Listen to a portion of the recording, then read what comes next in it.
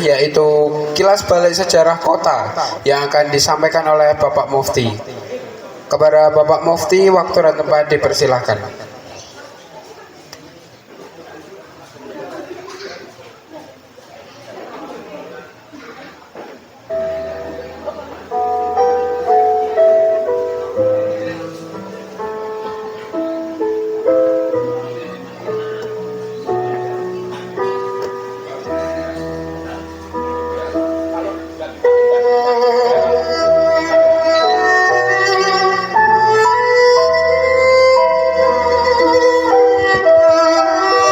Aduh nak, aku kelingan rikala semono nalika aku isih cilik. Kene iki daerah kebon sing karan wingit. Amarga ana kono kuwi ana pesarean. Coba aku tak mlaku ya. Alon-alon. Kene iki pesarean. Iki wit sing diarani wit angker ning desa jenenge wit bedrek. Kene iki akeh pekuburan. Saben-saben aku nyekar ana kene. Donga ana simbah, ana eyang, ana pakde, ana bude.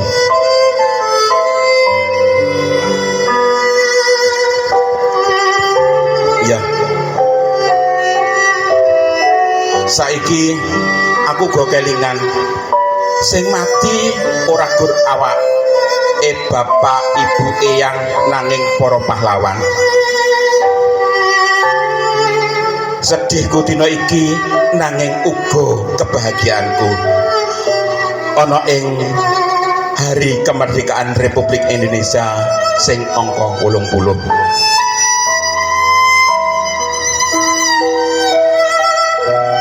Kami yang kini terbaring antara kerang Bekasi tidak bisa berteriak merdeka dan angkat senjata. Tapi siapakah yang tidak lagi mendengar deru kami? Terbayang kami maju dan berdegap hati. Kami bicara padamu dalam hening di malam sepi. Jika dada rasa hampa dan jam dinding yang berdetak, kami mati muda yang tinggal tulang diliputi debu. Kenanglah kami sudah coba apa yang kami bisa. Tapi kerja belum selesai, belum apa-apa. Kami sudah beri, kami punya jiwa, kerja belum selesai, belum bisa memperhitungkan arti 45.000 jiwa. Kami cuma tulang-tulang berserakan. Tapi adalah kepunyaanmu.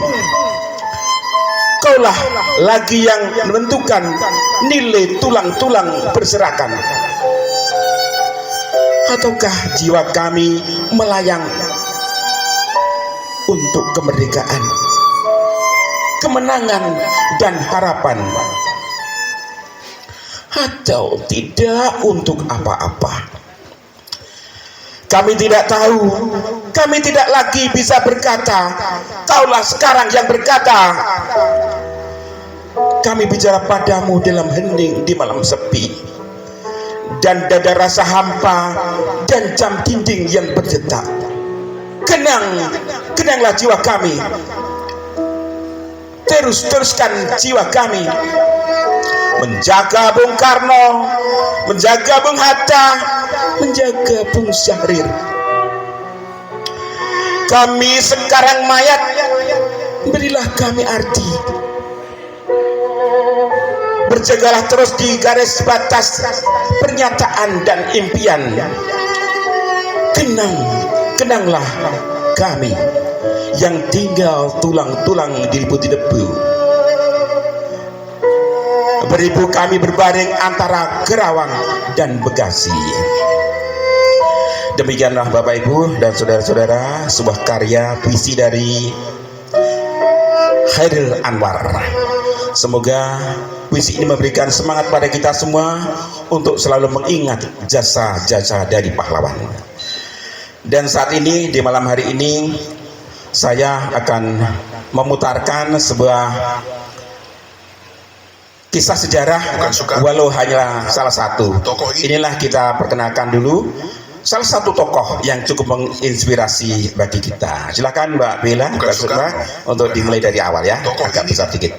Bukan Soekarno, bukan Hatta. Ya. Tokoh ini dijuluki orang tercerdas di Indonesia. Namanya Haji Agus Salim. Dijuluki The Grand Old Man karena kecerdasannya luar biasa. Fasih 9 bahasa, jadi diplomat ulung saat usia Indonesia baru merdeka. Bayangin aja, beliau pernah jadi menteri luar negeri, tapi nggak mampu beli sepatu baru. Dia jalan kaki, pakai sandal jepit ke kantor kabinet. Di meja diplomasi, dia bisa buat lawan buntu. Cukup dengan kalimat sindiran yang elegan. Agus Salim bukan cuma pahlawan, dia legenda yang hampir dilupakan. Kalau kamu baru dengar kisah ini, jangan biarin sejarah kayak gini hilang. Follow Wawasan Warisan sekarang. Ya, ini adalah salah satu tokoh sejarah yang cukup kita mungkin tidak begitu mengenal Haji Agus Salim. Dia adalah tokoh yang menjadi panutan yang paling keren karena dia memahami banyak bahasa. Seperti teman-teman, Bapak Ibu yang mungkin pernah berhaji ke Tanah Suci, di sana banyak bahasa. Alangkah bahagianya kalau kita itu bisa berbahasa selain bahasa kita. Bahasa internasional, bahasa Inggris, bahasa Cina, bahasa Jepang, bahasa Arab, dan bahasa-bahasa lain yang kita pahami. Seperti beliau adalah tokoh yang mengenal banyak bahasa. Artinya kita dengan bertemu orang di luar sana, otomatis kita akan bisa menjalin sebuah persahabatan, menjalin persaudaraan, juga otomatis ada relasi bisnis antar dunia. Ini salah satunya adalah Haji Agus Salim.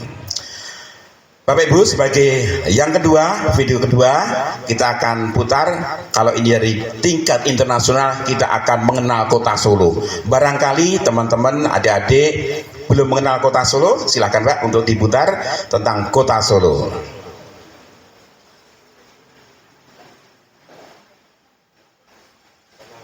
Keraton Surakarta Hadiningrat merupakan istana resmi Kesunanan Surakarta Hadiningrat yang terletak di Kecamatan Pasar Kliwon, Kota Surakarta, Jawa Tengah.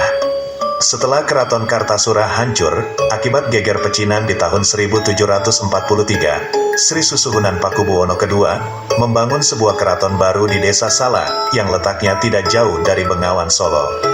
Pembangunan keraton baru tersebut dilakukan di tahun 1744. Setelah pembangunan keraton selesai, nama Desa Sala diubah menjadi Surakarta. Kata Sura dalam bahasa Jawa berarti berani, dan kata Karta berarti makmur. Pemberian nama itu bertujuan agar Surakarta menjadi tempat di mana seluruh masyarakatnya berani untuk berjuang membela kebaikan serta kemakmuran negara dan bangsa. Namun, ada pula yang mengatakan penamaan Surakarta adalah kebalikan dari Kartasura. Habis ya? Oke, nah. Ini adalah motivasi dari kota Solo, yaitu kita untuk bisa jujur mungkin ya, dan juga pemberani, menggambarkan bagaimana motivasi pendiri dari kota Solo ataupun Surakarta. Kita langsung saja memasuki video yang ketiga, namun sebelumnya saya cerita sebentar. Untuk video yang ketiga ini kita adalah menyambung dari apa yang sudah diceritakan oleh Bapak Haryoko Hadianto tentang pahlawan di kota Surakarta. Ada beberapa tempat penting kota Surakarta ini, namun jarang sekali kita mengenal patung-patung ataupun simbol-simbol dari para pahlawan itu mungkin tidak mengenal. Untuk itu mari kita saksikan bagaimana salah satu dari tokoh yang diceritakan seperti Pak Hadianto tadi. Silakan Mbak Bila, Mbak Sukma untuk mutar ini.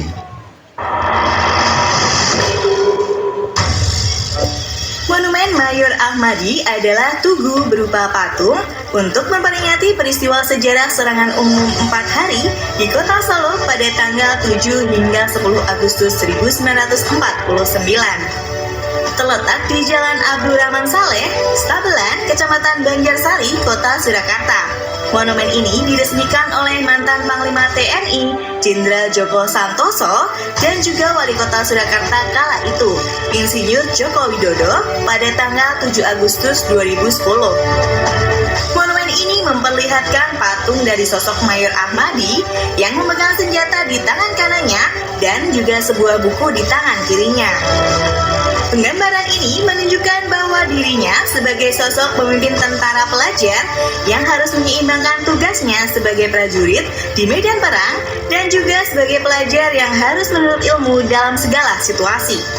Tentara pelajar kerap juga disebut Laskar Kere atau Laskar Pelajar dan terlibat langsung pada pertempuran yang dikenal sebagai serangan umum 4 hari di Solo saat agresi militer Belanda kedua yang terjadi pada 7 hingga 10 Agustus 1949. Menurut catatan sejarah, serangan itu digagas di kawasan Monumen Banjarsari Solo. Untuk menyusun serangan, para pejuang berkumpul di Desa Wonosidol, Kabupaten Sragen, dan dari situlah ide untuk melakukan serangan umum dikobarkan. Pertempuran ini cukup menggoyahkan keyakinan parlemen Belanda atas kinerja tentaranya yang gagal mempertahankan kota Solo.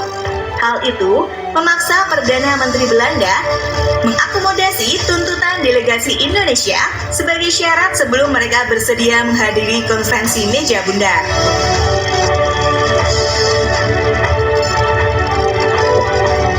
Ya, demikian ada 3 video yang menjadikan motivasi diri kita semuanya sebagai warga yang baik, yaitu RT 01 RW 25 dengan mengenal tokoh internasional, kemudian tentang keraton yang punya motivasi untuk kebaikan, kejujuran dan kehebatan kita, dan juga yang terakhir adalah salah satu dari pejuangnya adalah seorang remaja, seorang pemuda yang masih sekolah.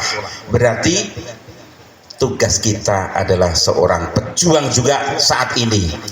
Maka tugas kita bagaimana kita bisa berbuat baik untuk negeri ini. Kalau sebagai pelajar pada saat ada penjajah, kita usir penjajah. Tapi saat ini tidak ada penjajah, maka kita untuk memerdekakan diri kita sehingga kita menjadi orang yang optimal pada bidangnya masing-masing. Demikian Bapak Ibu dan saudara-saudara, kurang dan lebihnya dari saya mohon maaf. Assalamualaikum warahmatullahi wabarakatuh. Waktu saya kembalikan kepada Mas Ino selaku MC. Baik, terima kasih Bapak Mufti atas poin-poin yang telah diberikan. Tak terasa kita sudah sampai di penghujung acara, yaitu penutupan.